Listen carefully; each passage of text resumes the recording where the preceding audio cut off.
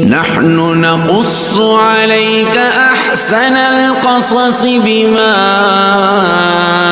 أوحينا إليك هذا القرآن. بسم الله الرحمن الرحیم. یو ملګری ته پوښتنه وکړو چې د نکاح په وخت کې کله چې نکاح وشي نو په اهل مجلس باندې دا چواره او کجوره فردن تقسیمول افضل دي او کنه په اهل مجلس باندې د دې شیندل افضل دي.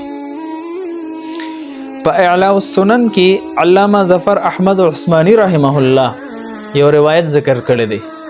مفهوم روایت داسې دی چې حضور صلی الله علیه وسلم په یو نکاح کې او نبی علیہ الصلوۃ والسلام مخې ته یو ټوکرې روړل شو چې پاغي کې کجوري هم وي او مختلف قسم میوجات هم وو. بیا نبی علیہ الصلوۃ والسلام وړاندې یو صحابي هغه کجوري او شیندلې په اهل مجلس باندې. نو صحابه فرمایي چې مو خپل لاسونه راغون کل کجوري نه راغسته. نبی علیہ الصلوۃ والسلام فرمایل ما بالکم لا تاخذون سو وجه چې تاسو کجوري نه راخلې. صحابه ارزو کو د الله رسول صلی الله علیه وسلم تاسو موږ د لوټ مار نه منکړیو. نبی علیہ السلام او فرمایل چې ما تاسو د قافلو د لخرونو د لوټ مار نه منع کړی بلکې تاسو خذو علی اسم الله د الله نوم واخلې بسم الله او یا را واخلې دا کجوري او اخره.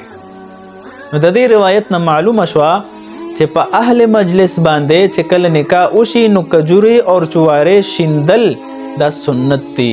فردن تقسیمول دا خلاف سنت دي. نن سبا دا سنت ډیر زیات ترک کړی شوی دی. اول خصو کجوري روډی نه رسګولې یا نور دسه مټي وغیرہ تقسیمي. بهتر دا چې د سنتو په اتباع کې د سنتو سره د محبت کولو په اتباع کې مونږ کجوري روډو او چواري روډو هغه بیا په اهل مجلس باندې او شیندو فردن تقسیم نکو چې دا سنت هم رائج شي مسلمانان د دې سنت نه هم واقف شي او باخبر شي.